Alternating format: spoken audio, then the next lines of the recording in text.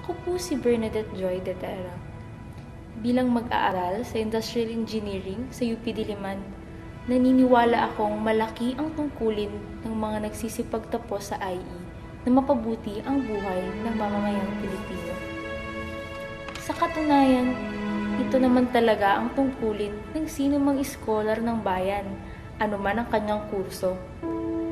Para mas maging epektibo sana ang aming pagkatuto, malaking tulong kung mas advanced at updated ang aming mga pasilidad at laboratorio. Ang mga makabagong journal at libro ay higit na makakatulong sa amin upang makasabay kami sa mabilis na pag-unlad ng teknolohiya.